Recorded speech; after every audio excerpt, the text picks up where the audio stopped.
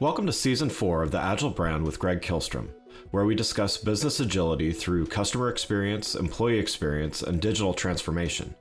I'm your host, Greg Kihlstrom. The Agile World podcast is brought to you by TEKsystems, an industry leader in full-stack technology services, talent services, and real-world application. For more information, go to teksystems.com. To read more about the topics discussed on this show, you can go to my website at gregkihlstrom.com and read my latest articles or get a copy of my latest book, Meaningful Measurement of the Customer Experience, now available on Amazon and other retailers. My name is Greg Kihlstrom, and I'm the host of the Agile Brand podcast.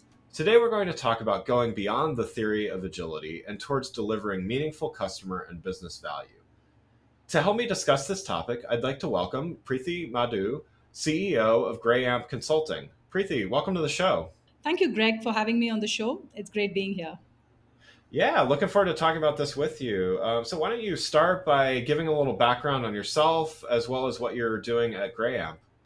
Sure, I've been in the industry for over 20 years now. Started my career at KPMG in India and later on moved to ThoughtWorks, where the 8 years at ThoughtWorks actually set the foundation to a lot of what we do today.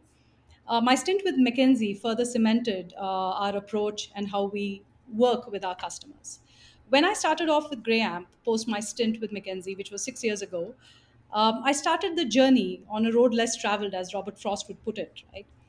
My journey and that of Greyamp is highly coupled because we started off together. And when we started this journey, our focus was working with leaders of enterprises who are working on shifting their business and operating models to being digital, right? And change can be hard for anyone, and it has its own set of risks. So we wanted to leverage our expertise and partner with these leaders and help them mitigate most, if not all, the risks that they see during their change program. We are not just about enabling agile and digital, we are actually focused on enabling the change that the organization wants to see. So, as Greyamp, we are primarily focused on working with large banks and insurance companies in Southeast Asia. Let's get started here and by talking about how a company can move beyond being agile in theory and really start to deliver true business value. So let's start with first, what does it mean when a company is really only agile in theory but less so in practice? When we talk about agile has delivering value at the core of it. Its first principle talks about continuous delivery of valuable software. The challenges that we see on ground in terms of converting what can be practiced into reality for them, for different organizations, can be encapsulated across four key challenges, right? And this is from our experience. I'm sure there could be many more challenges, but this is what we primarily see. So the first one that we see in terms of organizations not being able to convert the theory into practice lies in the vision that they create for the change itself. Like, what is the expectation from agility? Why are they trying to do this? What is the clear, compelling vision behind the change program? And are they able to rally the people around that change? A lot of times, this vision is either not clearly defined, or if defined, is not clearly articulated to people. And a lot of times, we also see that people go into the change program because of peer pressure. Other organizations are doing this, or because their leadership has asked them to do it, or it is just too small to even make a dent in the organization because it started off with a team and it has not progressed beyond that. Where we've seen this succeed is where strong leadership has been able to create that compelling vision, and they are able to articulate it not just once but multiple times through the change program. Now, that is a huge enabler in terms of actually bringing to life the reason for the change and why they need to make that shift happen, right? And that helps bridge that gap from theory to practice. The second one, which becomes a blocker in this change, is the fear of loss of control. So a lot of leaders, and I'm not just talking about the leaders at the top management. This is across the board, right down to the people on ground. There is the fear of loss of power and control. And agile in itself, with all the cross-functional teams and team empowerment and people empowerment, brings this innate fear in people. What am I going to do if this change happens, right? And that then becomes a blocker, which creates a break in the flow of value, and that then starts translating into more theory and less practice, where everybody talks about it but on ground nothing happens. The third aspect that we have seen which causes this shift to not happen is the inability to articulate the value that one wants to achieve. Like, for example, every organization has KPIs, but are they translated right down to the initiative and the project that the teams are working on in the digital side and the agile side? And do they know, if they do this right, what does it look like, right? Not knowing that, not being able to translate that into the value that they are expected to deliver, makes it all sound like a lot of theory that cannot be implemented in practice. And the last one, unfortunately, is the consultants and coaches themselves. And that's a very sad thing for me to say, because a lot of us look at, not everyone, but a lot of us look at agile as a goal. It's a way you do things, and it is not the outcome that you're driving that is important. You'll be surprised with the number of people who would give you very inward facing metric when you ask them the question, what does success look like for your program, right? And that becomes another innate reason why agile just becomes theory and not practical, because business then starts disengaging because they don't see what is the value you're trying to drive with this. So, for organizations to move from theory to practice, they need to actually address four questions very, very clearly. One is, why do you want to change? What are you trying to look at? What are you trying to drive? What exactly do you want to change, right? And who will be impacted and who needs to be involved in the change? And how will you measure success? What will be those metrics that tell you when to pivot? And what will be the metrics that will help you define and measure the value that you're driving? So these answers will help you actually translate what you're doing from theory into practice. To follow on to that, how does the idea of creating business value tie to an organization becoming more agile? That's a very interesting question because, like we know, every organization is focused on creating value for its customers and itself, whether or not they do it in an agile manner. So, what changes with agility is not the fact that you're going to create business value, it is how you're going to create business value. If you look at today's market, the incumbents across industries are struggling to keep up with the pace of change in the market, which is driven by tech startups and consumer expectations, who are driven by the experience created for them by Fagma, by Facebook, Apple, Google, Microsoft, and Amazon, right? So this kind of pushes the business to do things differently. Right now, gone are the days where business knew exactly what needs to be done to capture the mind space of customers, and gone are the days where technology would just take orders from the business and enable whatever the business asked for. Today, it's the age of co-creation. It is business value, customer value is not just created by a individual or a set of individuals. It is co-created with your customers. It has even moved from customer centric to customer empowerment, which is driven by an experience economy, right? All of this is expected to be done with speed and with the required quality. And this is where agility becomes important, right? Whether we are talking about running the PDCA, which is your plan, do, check, act cycle, which comes from lean concepts, or whether we are talking about A/B testing, or creating and being a part of digital ecosystems that create holistic values for your customer, all of this is driven by agility. And here, when we say agility, we talk about value, which is the relevance of what you're trying to do for your customers, and the speed that is required to deliver that value to your customers, with the reliability, quality, and security that is expected from the market. So this, if you look at it, is done extremely well by a lot of organizations, right? Like the co-creation in Lego Group is one such example. Our own customers that we have worked with in Jakarta in Indonesia have done this quite effectively, but maybe not to the scale that we see in the Western countries, but definitely adopted this in terms of running experiments and seeing how they can create business value, bringing in the concepts of agility into it. Going to from business value to customer value, where should creating customer value fall in an organization's shift to a more agile approach? Yeah, so when we talk about value here, there is a business and customer value, like you mentioned, right? Business value is very straightforward. It's revenue, cost, and your audit, risk, compliance, regulatory, legal, all of that put together. Customer value, on the other hand, is something that we need to think about a little deeper, right? It is, when we say it is relevance, how do you define relevance? Relevance is when a customer is asking the question, why should I use it? What does it do for me? And you get to know that depending on whether they are coming back to your application, whether they're using what you put out over there. The second thing that they look at is experience. Like, what does it talk to me? What are you trying to do for me, and why is it different from what somebody else is doing? Because loyalty doesn't exist today, right? I mean, if something is better than what you are offering, people switch. And the third, which is not spoken about very often but is right there under the skin for everyone, is quality.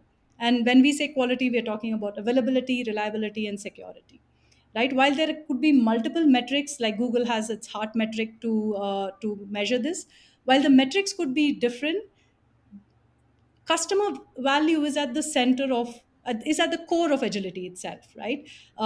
So while this is the outcome we aspire for, what we need to drive with agility is how are we getting better at delivering this, how are we getting better at reaching out to our customers, how are we getting better at actually engaging our customers. And that truly is at the heart of what we call agility.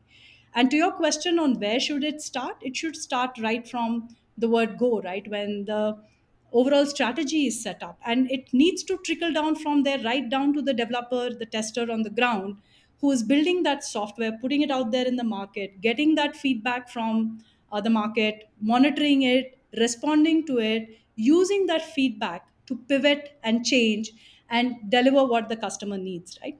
This double loop, as we call it, is what brings in that customer value right into the heart of what we do in our organizations and what we call agility. Let's shift a little bit and talk about organizational transformation and some of the challenges and opportunities that these initiatives face. So, Mhm. while digital transformation is necessary for so many organizations, why do they so often either fail or maybe even just fail to achieve some of their desired outcomes?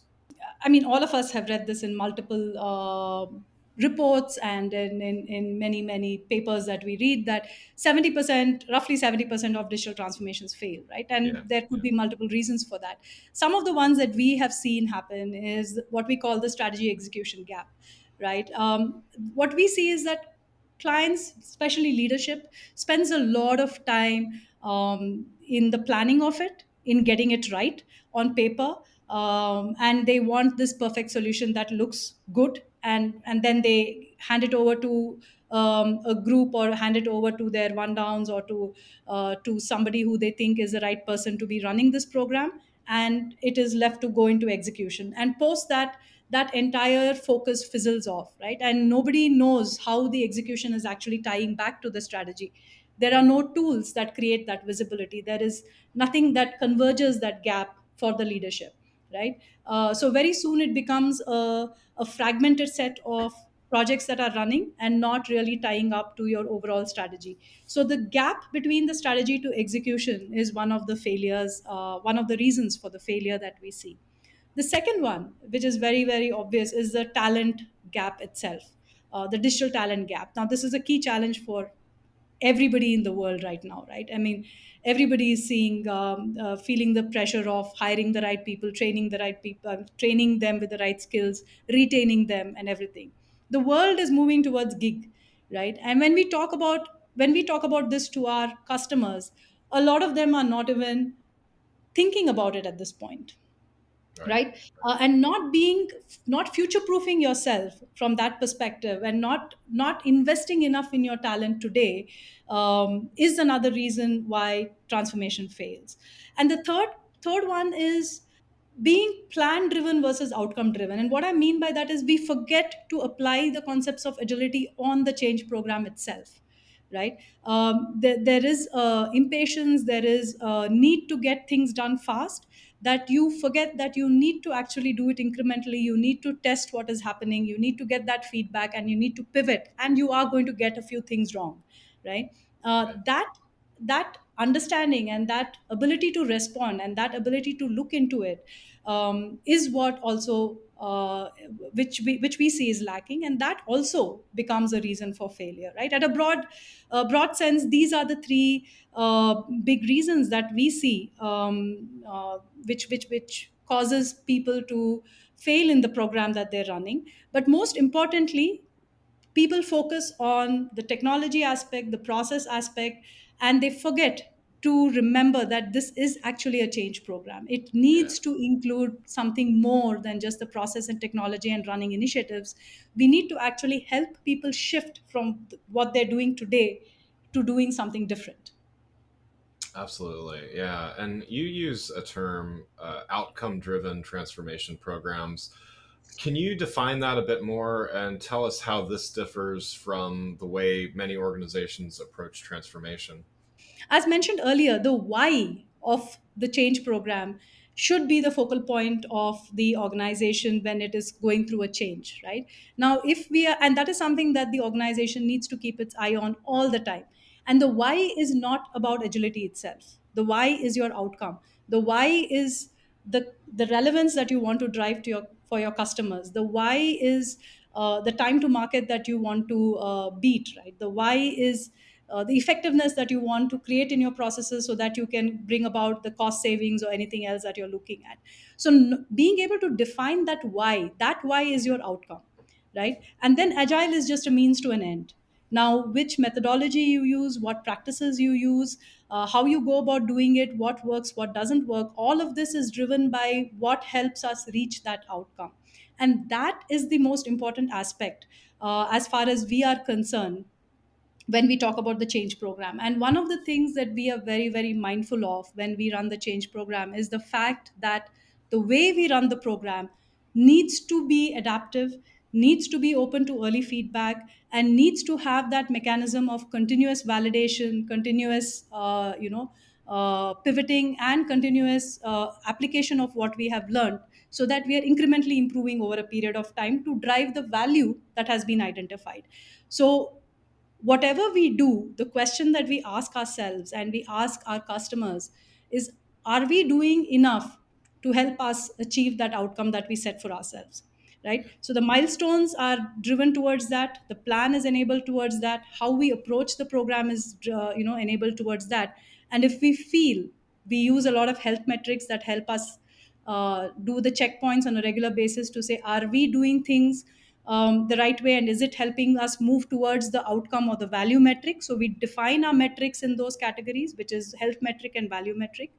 And that also helps us keep us true to what we are trying to achieve, right?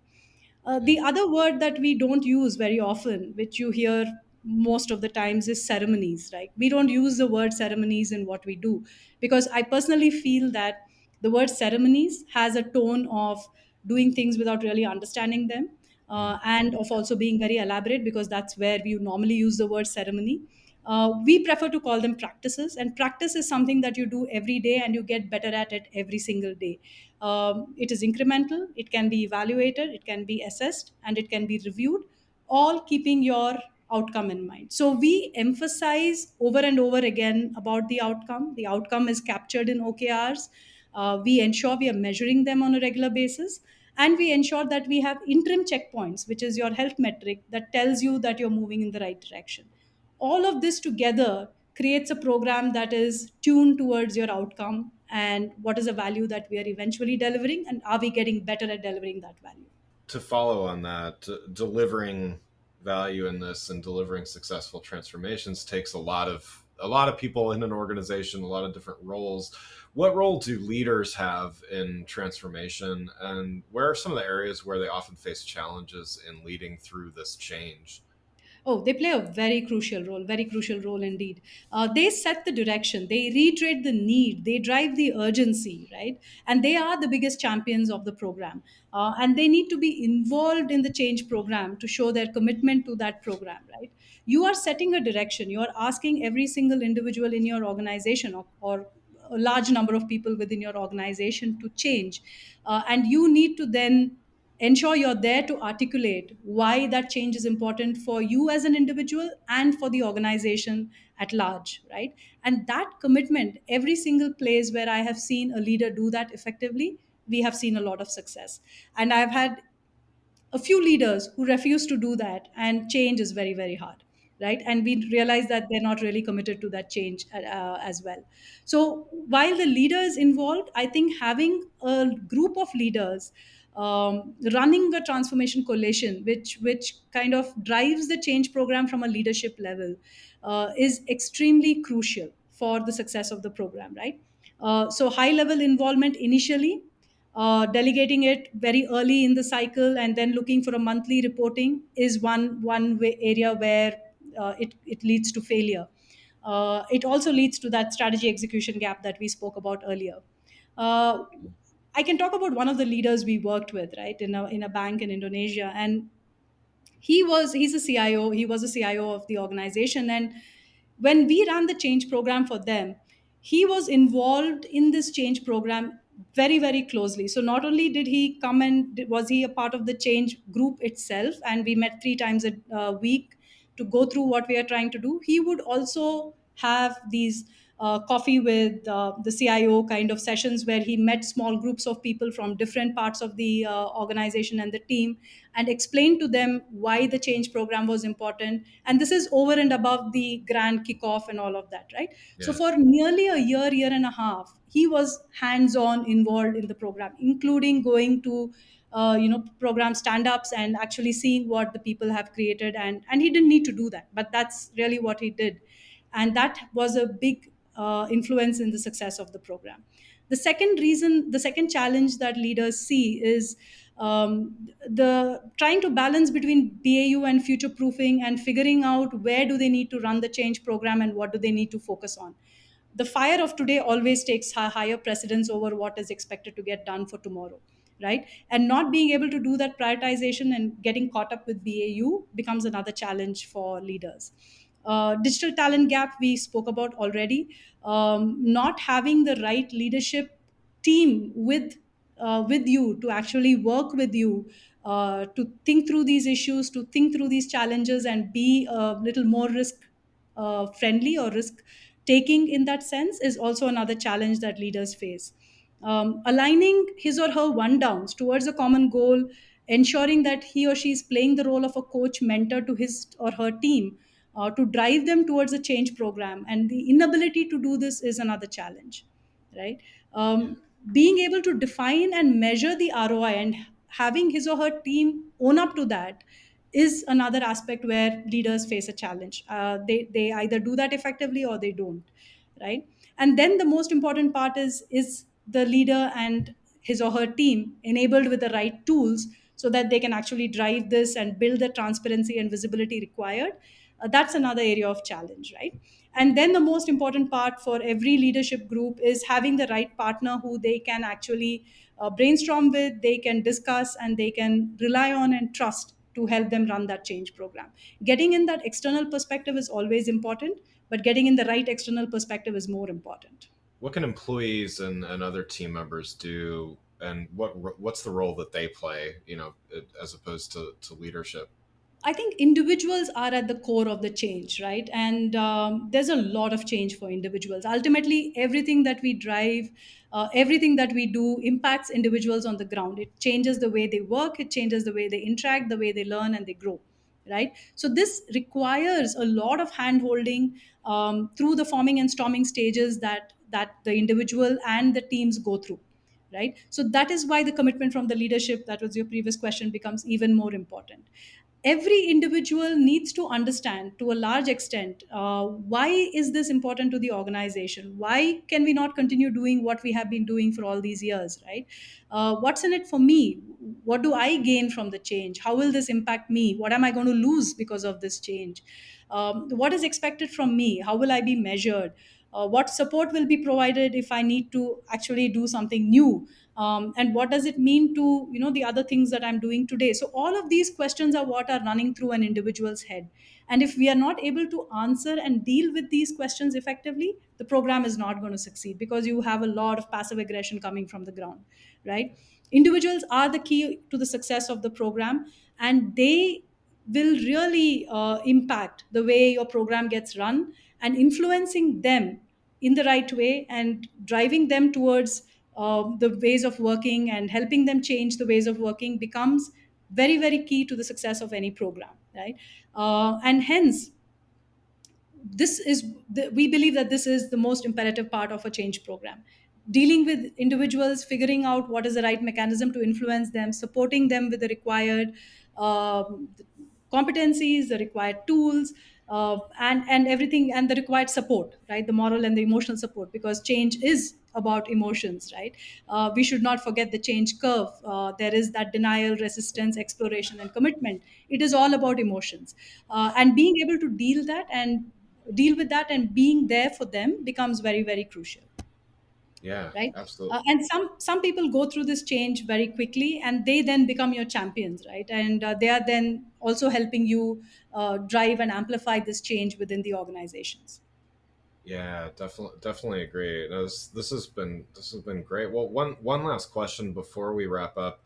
What advice would you have for a leader within an organization that may be facing some big challenges, some of which you've referred to already, but maybe midway through a digital transformation? So, what kind of approaches or thinking can they use to course correct and try to turn things around? Well, my recommendation would be to take a step back and revisit your why, because that is the most important thing, right? I mean, Yeah, get your leadership team into a room, re examine the why. What's important for your business? Why are you doing this? What do you want to change? How are you going to measure it, right? And take some time to reflect. Reflect in an unbiased way about what has worked for you so far. Even if things are not going good, there are things that are working out there, right? And that needs to be continued. What are the key challenges? Why are they happening? What are the key learnings that we've had from our failures in the past?